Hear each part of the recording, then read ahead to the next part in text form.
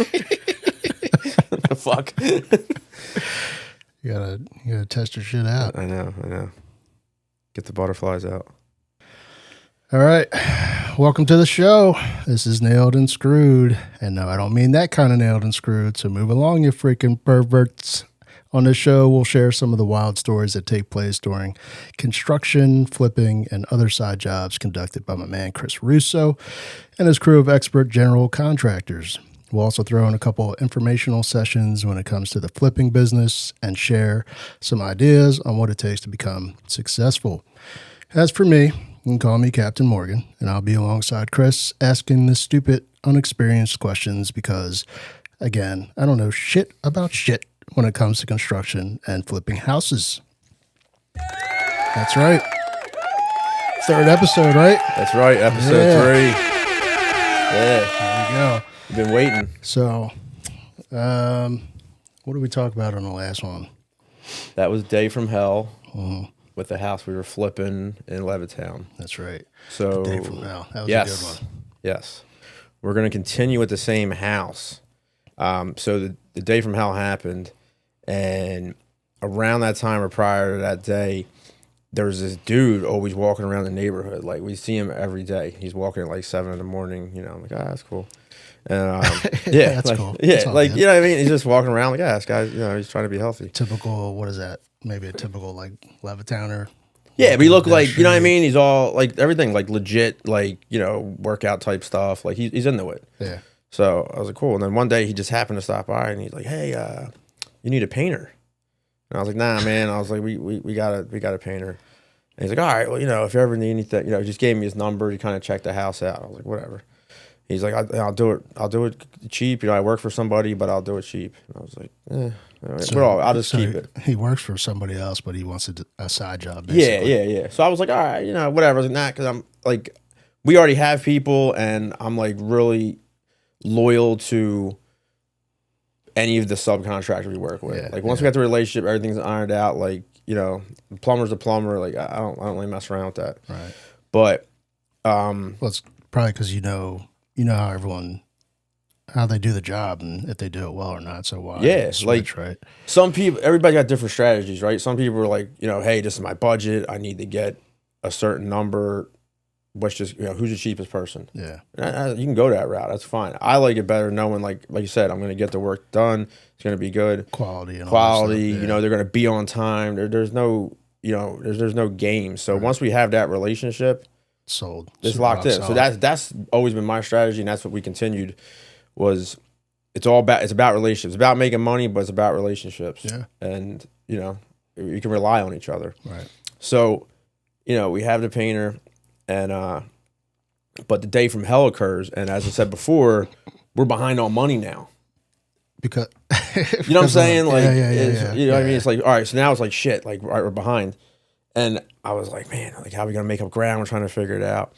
And I'm like, so pouring all that, the footer, right? Yeah, that costs like that cost extra money because it was something unplanned. Right, exactly, because we didn't plan that at all. Yeah. So that's why I was saying, like the few thousands for the concrete, getting the guy to dig, the extra labor, you know, and then time for the kid that didn't have it, him, but like all this stuff together, like, you know, we're behind, like, you know, probably thousands of dollars at this point, and you could eat it, but so me and Brian are like, you know, let's call that dude and just see what he says. Yeah. So he comes over, and he gives us a number. It was a really great number. So, but me being me, I still called a painter and was like, look, like no hard feelings, but like we got to make up this ground. Like I wanted to be up front with him because he knew we were doing the job and he was expecting to work. But I told him, and he's like, nah, I get it. He's like, sometimes I said, listen, you're still my guy. It's just I got to do something here. So, dude comes in, gives us a number, and he's like, you get all the materials, the paint, the caulk, and all that. He's like, I'll take care of it. I'll caulk it, putty the holes in the trim, like all the nail holes and stuff. I'll do everything. And I'm like, all right, you're gonna prep everything. Yes. So. I get the materials, get there, we line it up. So like day one, whole house is primed, ceilings are done, and I'm like, all right, cool. So day two comes, and he got like a couple rooms painted, the bedrooms upstairs. So like, all right, and now, so me and Brian are like, all right, we're gonna like 4th of July is coming. Yeah. So we're like, all right, cool. We'll we'll go down to my shore house with the families and all. He'll finish us up. When we get back, we just jump right back in. No adult supervision, just straight up by himself. Right. And the first 2 times, because he was doing it like after work, and I'm like, all right. I'm like, he lives in the neighborhood. He can friggin' walk there. Yeah. So I was like, all right. I was like, do I have to work? I'll probably bang this out. And after the first 2 days, I'm like, dude's right on. Looking good. Yeah. And we didn't give him no money up front. He didn't ask for no money up front. Make that clear. Like, but we paid for the materials. Yeah. So he did his first. All he had to do was paint. Yeah. Just labor. Else. Just straight up labor. Yeah. So we're getting ready to leave. We go down there, and we're down there the first day. And I'm like, I didn't hear from him, but he said he was going to do this and that. And the second day, I'm starting thinking, I'm like, should I call this fucking guy? And then Brian's like, I was like, you know what? Who cares? So like day 3, I forget how many days we were down the shore. Yeah. And didn't hear from him at all. Yeah. And I texted him like once, and he didn't get back to me. No updates whatsoever. Yes, exactly. Usually anybody that's reliable, they'll be like, hey, send him pictures, something. Yep. So you see where we're going. And so we're leaving. The last day there was a Sunday. So we're coming back home.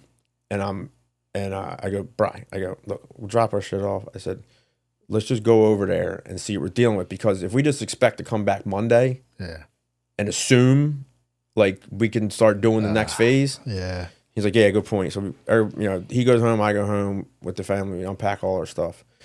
And so we go over there. I drive over there. And the dude's car's in the driveway. And it's running.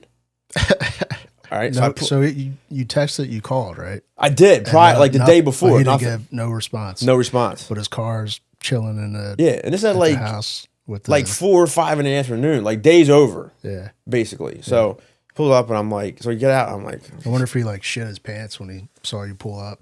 He wasn't in the car. So that's why. So we get up and I see the car and I'm like, where is this? Car's guy? running, but nothing. So we go in, right? And he's on the phone in the house. Yeah. And he's just like kind of like just walking around. All right. So I could hear it like over there, whatever. But I walk in, there's like no rollers, there's no paintbrush, like, you know what I mean? So like, so I hear him talking. So and I'm looking around and I'm like, I think we're at the same exact spot we were before we left. Oh no. So I'm like looking, I'm trying to, and I'm like second guessing myself. And I'm like, all right, maybe that wasn't done. So you looked around before you like had to talk. He's on the phone. Right? He's like, yeah. So you took a walk real quick. So I'm kind of listening, but I'm listening to the way he's talking too. So he gets off the phone. He's like, hey, what's up, guys? We're like, yo, man, what's going on? Blah, blah, blah. And I go, what's like, where are we at here? And I go, by the way, I go, your car's running. And he goes, no. And I go, what? I go, no, it's on. Running, dude. And he goes, no, it's not. I go, it is, guy. I go, all right, well, there's smoke coming out of the exhaust pipe, so I think it's on, but that's cool. So he's like, it's all right. Like, so I'm looking, I'm like, I'm like, this fucking guy's drunk. Yeah, something ain't right. He's fucking, like, he was like legit drunk. Really? Not like buzzed up, like he's drunk. Well, yeah, if you don't know your car's running. So I'm like, all right, here we go. Chilling in the house that you don't even own. So I go, like, this needs to be done. Like, we talked about a timeline and all. And he goes, yeah, he's like bedroom, done. And I go, yeah, it was done 5 days ago. And me and Brian, Brian's looking at me. I'm like, he's like, yeah, no, but this is really easy. I can just get it. I'm like, yo, man, I don't have like a good feeling. Yeah. Because like we lined all this up on purpose and you're nowhere near. No, I said, you have to hold it. Supposed to be. Like, again, he primed everything to the ceilings, but all the walls downstairs weren't painted yet. Yeah.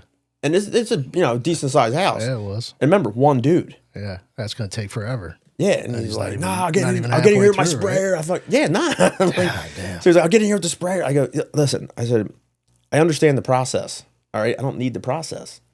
Like, he's like, I go, look, today's Sunday, Tuesday, drop dead. This needs to be done. Damn. So you gave him time too. I know. Additional time. But we were also just that's like, good, you know what I mean? Yeah, I guess. Because in my head, I'm like, even if I went that and crawled back to my guy. Yeah. One day is gonna be So we were going back and forth, and he's like, "Yeah, no, I'll take care of it." And he's like, "Yeah." Remember, he's hammered. He goes, "Yeah, you guys married?" And we're like, "Yeah." Like, what the? Yeah. Like, what the he's fuck? been like My first thought was he was looking at you two and thinking you guys were married. Nah, come on, dude. Nah. You're talking about like real lives. No, yeah. And he's like, you guys are married? I go, yeah. He goes, does your wife have any sisters? And I'm like, oh my God. And I go, he's like, I'm like you guys. I go, are you? Are you? I'm sober, dude. I'm like, you know what I mean? And he's like, yeah. Well, hold on, this fucking thing keeps fucking moving. Go ahead. Hold on. Breaking the action here. Technical difficulties, but mechanical difficulties. We got it. He's like, yeah, I'm like you guys. I just work and I just, I'm like, yeah, but you get lit too, dude. Like, so I was like, nah. I was like, we're not hooking you up with our wives, sisters, or anything. I was like, I just want to know when the paint's getting done. Weird. So he was like, all right, man, I guarantee it's gonna be done. Like he was all apologetic. So, of course, Monday, nothing's fucking jumping. God. So I'm calling him. She's like, no, blah, blah. I go, look, I'm done. All right. I said, well, I'll pay you for that. So you came back and it was the next day? Was it the next day or like a day later? Yeah, it was the next day. So like next day. Nothing else was done still. Yeah, because we had other shit to do. So end of the day, come back, same stuff. So I'm like, I call him up. I'm like, yo, I'm done. We're good. I'll pay you for what you did. I'm not going to be a scumbag. But I was like, you can pay for what you did. He's like, no. So we meet there. I give him the money, and my uncle's there with me. My Uncle Mike's there with me. Uncle Mike? Yeah, and we're just talking. He's like, so the guy's like, Uncle Mike, he's like, so what do you think?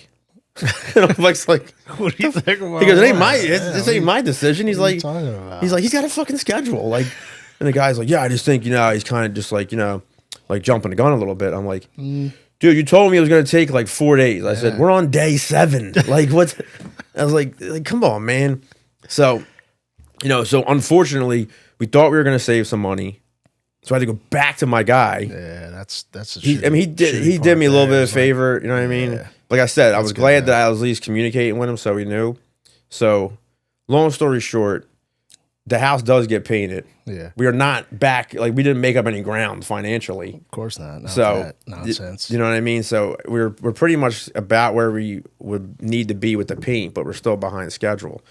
So there's a few things in that house. I mean, there was those two situations financially that we had to deal with. There was the other situation where Adam first started working with us before he became a partner. Uh-huh. And like it's hot as hell, right? It's hot as balls. It's like 95 degrees, super humid. Almost like the second day from hell kind of heat. A little, yeah. It was like it was cooking, and we're up on the second floor, ripping the whole second floor, the front off. Hottest part. So I get down off the ladder, I jump down, I'm like drinking water, and I'm like fucking cooked. And I hear Adam, yo, Chris. I'm like, and he's like all the way across. I'm like, what's up? And he's like, I can't fucking, I can't hear you. And he's like, making signals. I'm like, wait, what are you doing? So he's like, here, you got to come up here. I'm like, I have to go all the way back up there? I was like, I just came the fuck off the roof. So he's like, yeah, no, you got to come. And I'm like, dude, I'm like, all right, I go up there. He's like, I think I fucked up. And I go, what do you mean? I said, we got the shit off. I was like, we're going to be framing soon. And he's like, nah, like I was using the Sawzall, and I think I cut the main electrical wire to the house. Oh, no. Yes, exactly. Yeah. With a Sawzall, right? So I go, wait, hold on. I go, the compressor's still running. I go, what the fuck? And he's like, and I look at it, and damn sure, I look on the other side, and there's a slice down, like the main big-ass wire coming in the house. Comes in the house, right? He hit it with the Sawzall. And so he's still living, apparently. He's living.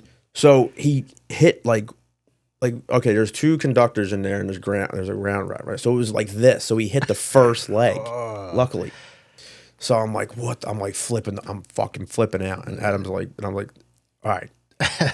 You didn't mean to do it. I get that. That's more money down the drain. Yeah, I'm calling an electrician immediately. Yo, get over here. We got to wrap this up. So now we have the whole front, like the whole roof's off. We're trying to get in there. It was crazy. So that house had a lot of stuff.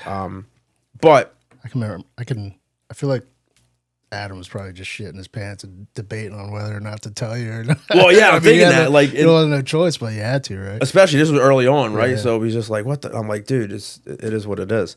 So I broke his balls for like I don't know, at least 3 months. Like anytime he went anywhere, I told him like Adam's trying to kill us and stuff. Tried to kill himself. Tried to kill himself. You know, we started calling him Crazy Ivan. I forget. It was either me or him or Brian. Somebody had a dream of him like with a sawzall screaming over top of his head. Adam? Yeah. so we just came up with a name calling him Crazy Ivan. But here's the best part. So we end up buying a house right around the corner, like 2 months into this project. Yeah.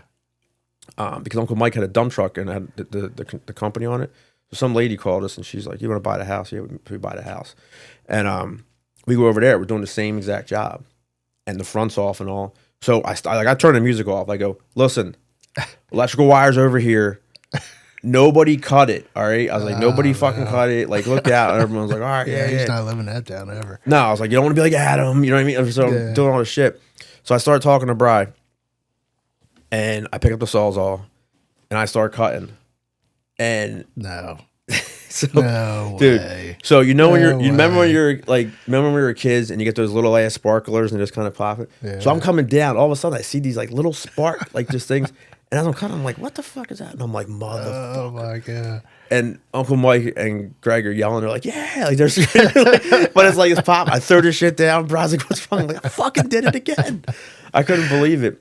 But you did it this time. I know. Oh, it was like God. it was karma, but it was like just popping a little bit. Yeah. But it cut a half circle into the metal blade. Yeah. Oh shit. It literally like melted a half circle into it. God, that's some. And it was the same way. The wire was this way. I hit one. Like if you'd have came across everything, that'd have been a different ball game. But yeah, it was so funny. So I always mess with them. But yeah, those situations. That's that shit that happens, man. It happens. There was like legit mistakes, but so you hired the drunk guy off the street to paint because he gave you a good deal. Look, like I thought it was gonna be like, all right, yeah, gave a good deal. I usually don't do that, but I'm thinking, all right, he lived. Like, I see this guy walking every day. Yeah, he lives in the neighborhood. You figured, all right, after work job, he don't have to go home. Like it made sense. You know what I mean? Yeah. But it didn't do anything. Yeah. So we took it behind. It put us behind financially and time. Lesson learned: anytime you see a dude walking down the street, don't ever hire him for anything. Well, I remember Adam telling me about that dude, and he just saw like a random dude come up to him and try to sell him. Yeah. On doing something. Yeah, that was crazy. But it goes back to my point. Like anybody's looking to flip, like build a relationship with people. Yeah. You know, and this is the reason why. Because if I call any of the subs I have, I don't have like, oh, they're gonna show up or is it gonna get done? Yeah, they're reliable, and then, like you said, reliable. Probably, I mean, you probably pay them good money too, but that helps with the relationship, you know. Yeah. No, definitely. But if you want to get the project rolling, like you got it. Scheduling is in my opinion, scheduling for flip a house is the biggest thing. Yeah.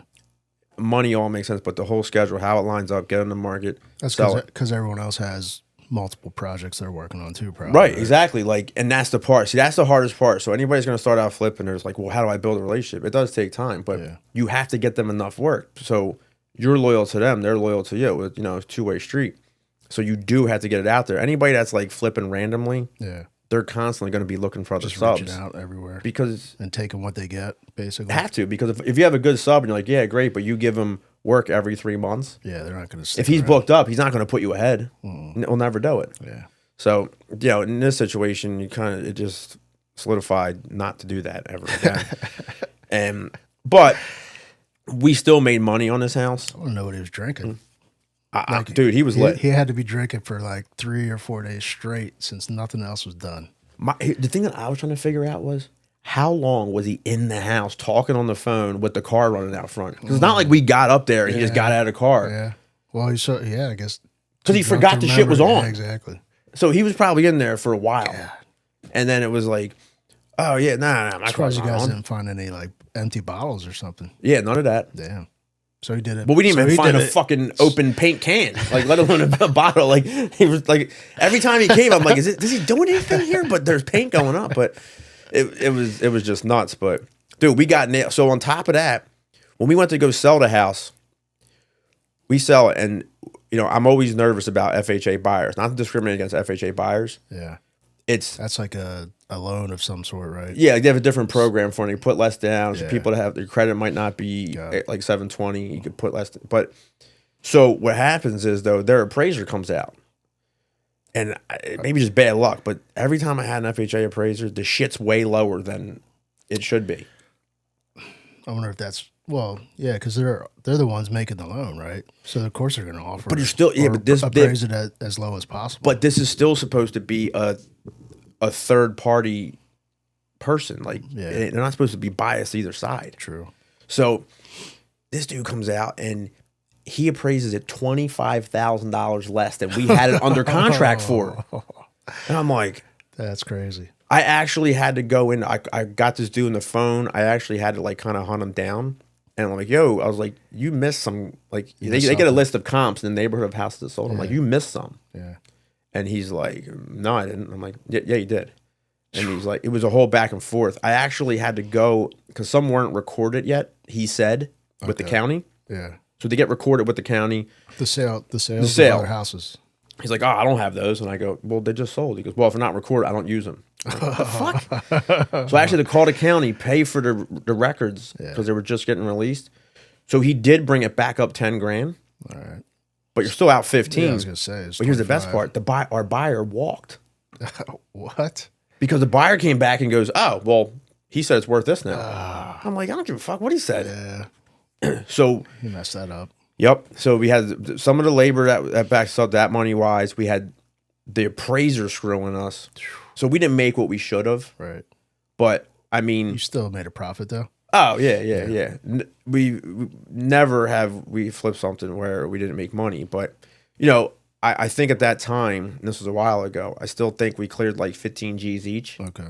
But you add up all those things, you know what I mean? Especially the appraiser was the killer, right? Like that smacks you right in the face. Yeah. So yeah, we could have made well over 20 G's each back then. You know, our margins are way better now, but back then, like like I said, starting out, you're like, dude, you need all the money you can get, and we got the other house. Yeah. We got the second house around the corner, sitting around waiting. Well, we were literally both of them. It was on the same road, Okay. But you know, I need to get this sold, need to do that. Yeah. So we had to go back on the market. Now here's the other problem: if you get another FHA buyer, you still have to use that appraisal. Oh no! So so there's a lot. So again, I don't want to discriminate against the buyer, but the rules with FHA, and you can't. You gotta wait 6 months for that to fall off. If you go if the next potential buyer is FHA, you gotta wait for 6 months. Who gets them? Is that the realtor that gets the buyer? Yeah, so they're representing somebody. It doesn't matter. It's just whoever the buyer is. FHA but a conventional one. If you get a conventional loan buyer, that appraisal doesn't matter. Okay. But so that sticks with it. Yeah. Problem one. Damn. So I was like, what the fuck? So we're trying to sell this thing. We're like, dude, if you get another FHA buyer, we're gonna be there. So we're like, what's our rock bottom? This house profit? Is crazy. It was, but. Again, just like the crazy tenant story, you got to look at it at the end of the day. Like all this shit going up and down, but at the end of the day, did you walk away? Did you make money? Right. And then you go on to the next one. That's it. You know? Part of the business. Mind you, crazy tenant story? So, nothing wild, but she finally got her car out of. So her car was sitting in front of my house for a month after she left. Yeah, I know. She worried about picking up whatever shit she thinks she has, but her car is there for a month. I don't get it. Yeah, why? Was it not? Yeah, I was going to say, is it not out of gas or something? Probably. Well, she's lucky because pretty soon they start charging for the street, so that should have been towed. But that's right, because it's like seasonal charging, right, for parking. But I'm like, so I think we're finally clear. Yeah, I think we're finally cleared there. I can't take it no more. I don't have enough. She sounded crazy. That sounded like a loss. It was definitely a loss. So here's what I got nervous too. So. I got somebody else downstairs. This dude he paid up front, you know, he's through like one of the online agencies, whatever, but he's up here for work, for a minimum time. So he lives somewhere else. Again, only renting the people that have an end goal. So if you have a home, I know you're going to go back to it. Yeah. So that's right. So here's the funny part. Lesson learned from that one. So I'm just looking at the activity on the security system, and I'm like, I don't see any movement down there for like a couple days. And then the fucking door's unlocked. Oh, that's right. So I can see the door's unlocked. Right? Because you should see that guy going in and out every once in a while. Yeah. Because you get all the notifications. And the door wasn't locked. Yeah. So then I'm scrolling down through like the history, after. Wondering if she climbed in the window again. Well, so this shit's open, and I'm looking. I'm like, all right. I'm like, why the fuck's he locking the door? So, but I don't see any activity. And then I see the next screenshot. I see her fucking car's gone. Oh, I'm like, did she go fuck in there? So I'm thinking. Now I'm calling this guy, man, and he's not answering. So the next day, he finally calls me, like, hey, what's up, man? I'm like, I went home, wherever for a couple of days. I'm like, so you really weren't there? The fucking door's unlocked. Because I was worried. Yeah, she's gonna let me know, guy. Because in my head, I'm like, if she gets back in there, she's gonna not leave and probably destroy the place. Yeah, or scare this dude whenever he comes back. Buckets of poop or something. Don't even go there again, man. So yeah, so that house was completely done. That's good. We definitely have more stories about the other flips and stuff. Yeah. It's a wrap on that house. It's a wrap on that house. I do have another tenant story that we should dive into next week. Can't wait. I know. It's the same house. It was a couple years prior. Same house. Yeah, same house. But it was a couple years prior, and it's a good one. So we'll jump back into rental next.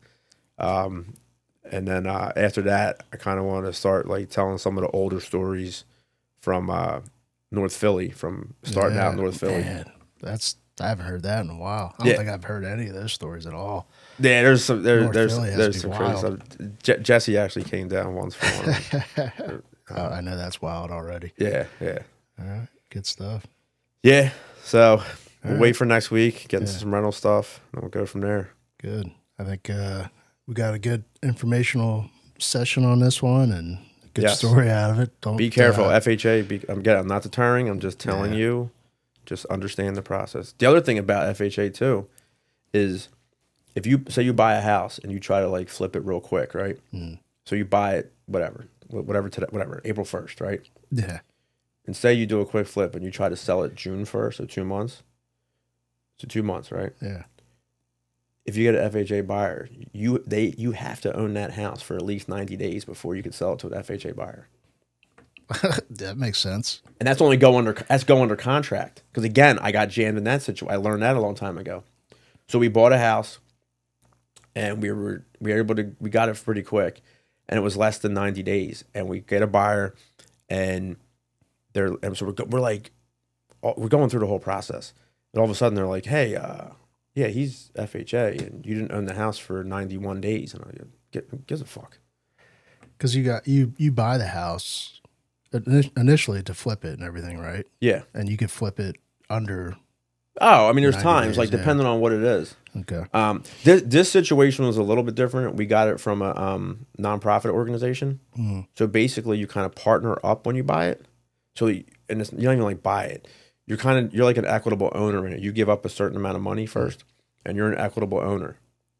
So you're an equitable owner. They own it. You're working to fix the house. Yeah. They finally flip the title over to you after you get done a certain amount of it. So that's when it starts. Man. So within like 2 weeks, we're basically done the house then. But we just got completely owned it at that point. So we get this dude. We're going through a couple weeks, and all of a sudden they're like, "Oh yeah, he's FHA," and I'm like, "Fucking care." So like, well, you just bought the house 2 weeks ago. I was like, "So what?" Yeah. They're like, "Oh, you have to wait 91 days, then go under contract, then go through." I'm like, "That's fucking gonna be 6 months out." Oh my god! So now you're losing more money because you got to pay. You got to hold it. Yeah. So I'm thinking again. I'm like, "What?" Damn. The fuck? So like, I was pretty livid, man. I was calling. And I'm usually when something like that happens, I definitely get in pit bull mode because I don't. You can't tell me there's not a way. Right. So I'm calling everybody and I'm fucking going nuts. And I'm calling this organization, calling this lawyer, blah, blah, blah. So eventually I had to get a lawyer. Damn. I know. To write something up. We had to basically word this the right way where we're transferring ownership and all that. People are worried about liability. There's a lot of mess. Yeah. But he wrote something up. We did get the deal done. But I was like, there's no way this is all said and done and we can't move forward because of this dumbass rule. Yeah. And so, it cost a little bit more money again, but, Money. So all comes down to money at the end of it. Dude, there's so many moving parts in construction and real estate and flipping. All this shit behind the scenes. It's crazy. But you're learning. Yeah, and there's not one deal that has been the same. Of course, like That's crazy. not one. Every time something pops up or something new or this person does this or It's all about who. Yeah, I guess who's involved in it. me and Bri did one that we're like 2 weeks away from closing. Yeah. And all of a sudden, realtor calls me, and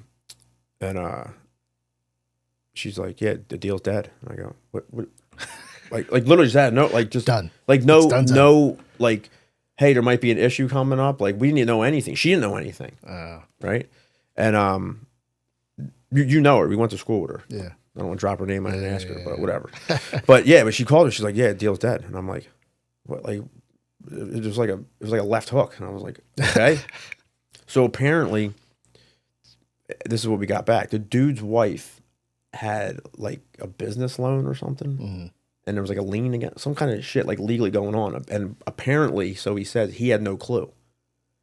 But they're married, so they were getting divorced. Is why he's buying this house. So it went against him. He couldn't get a mortgage. That makes sense. Like it just she had secrets on him. Something was going crazy there. Yeah. But we kept his deposit. Good. Well, I know it's kind of messed up, but I would have. I'm like, dude, we're like 2 weeks out. It was 2 weeks out, right around Christmas time. You're gonna find another buyer? No. So I'm like, dude, I'm sorry, we're keeping it. But this guy, I go down there, and when he finally got a new buyer, I go down in the township, and I'm like, here, I got to do the UNO paperwork and all this stuff, use and occupancy. And she goes, yeah, but you didn't close out your permit. I'm like, the permit's been closed out. God damn. And she goes, oh, yeah, and are you blah, blah, blah? And I go, no. And she goes, who's that? And I go, that was the guy we were going to sell it to like 2 months ago. I go, hold on. So the paperwork's all jacked up now, too. How does he pull a permit? He never bought the house. That's true. Yeah. I said to you, it was like for a shed or a fence, like something stupid. But I was like, how do you allow the guy for a house he doesn't even own yet? So I'm like, can you do me? She go, we gotta look at it. You don't gotta look in the shit. I said, he doesn't own it. Like, look, here's me, here's him. Like, this is done. Like, get that off of there. Like, we're not. I'm done with this house. Damn. Yeah. There's always little things that pop, or someone didn't do something, someone didn't say something. That don't even make sense. That's crazy. Yeah, that's what I was at. I was like, he didn't know. I was like, how do you? I guess I don't know. Yeah, I got a different life. Yeah. Like that's not how my life is with my wife, right? It can be different, that's for sure. Yeah, fuck that. So yeah, I know I threw some extra sauce on there, but yeah, that's good. That's good information and a little bit of education on this one. So I like it. Yeah, but I don't think I got it. You got anything else? Nope. No. All good for the week. I don't want to.